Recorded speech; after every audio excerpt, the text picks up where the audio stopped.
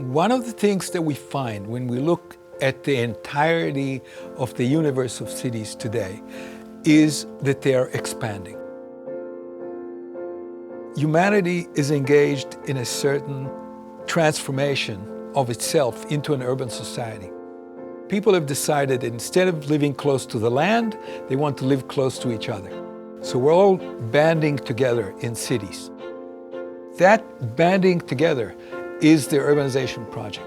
It's a project that started around 1800 and will finish by 2100 when all the people that want to live in cities live in cities. This is why it's a window of opportunity for us.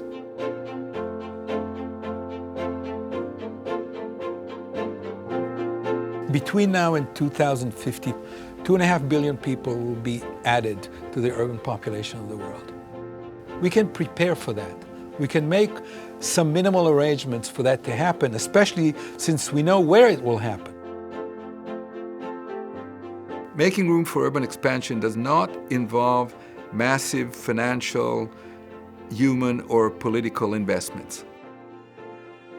All that needs to be done now is to acquire all the land for key public works. And by that I mean an area for an arterial grid that can carry roads, public transport, and key infrastructure elements, and open spaces, large and small, that can be kept from development.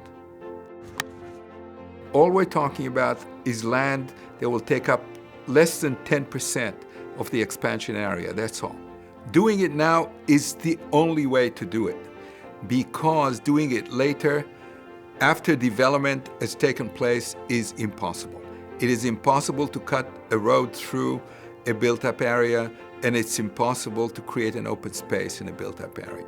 Either we do it now, or we don't do it at all. We believe that cities need to make real projections about their expansion to understand really how much they're going to grow, and then to make room for that expansion.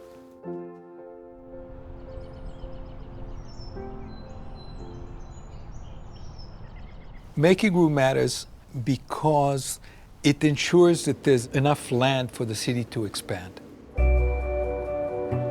And being intentional about urban expansion makes cities more equitable, makes them more efficient, makes them more livable, and makes them more sustainable.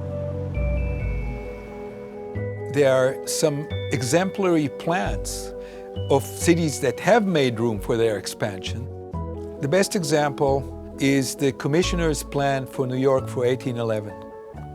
That plan expanded the built-up area of the city 7 times. Now, the thing that is amazing about New York, that by 1900, that 1811 plan was fully built. And then New York created a plan for another 7-fold expansion of the city. And that time, that area filled up in 35 years. Now, when you think about this, 7-fold and 7-fold again, these people planned for a 50-time expansion of the city. And you ask yourself, where did these people get this vision, and why did we lose it? Why are we not doing it today when there are still cities that will expand 6 and 8 and 10-fold in the coming decades?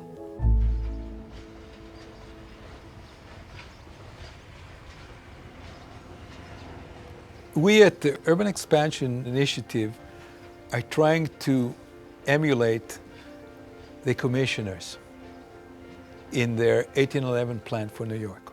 We're looking for visionary mayors. Mayors that can shape the futures of their cities with a set of simple actions that taken now can ensure a better city for generations to come. The Urban Expansion Initiative is all directed to getting things done on the ground. It's an action program. We're interested in putting stakes in the ground, real markers that can shape and guide the inevitable expansion of cities. This is a once-in-a-lifetime opportunity. The urban population of this world is going to more than double. It may even triple before the end of the century. We can be inviting, we can be accommodating, we can make preparations, we can organize. We have to make room for the people who are going to be coming. If we want to deal with cities, we have to deal with them now before the urbanization project comes to an end.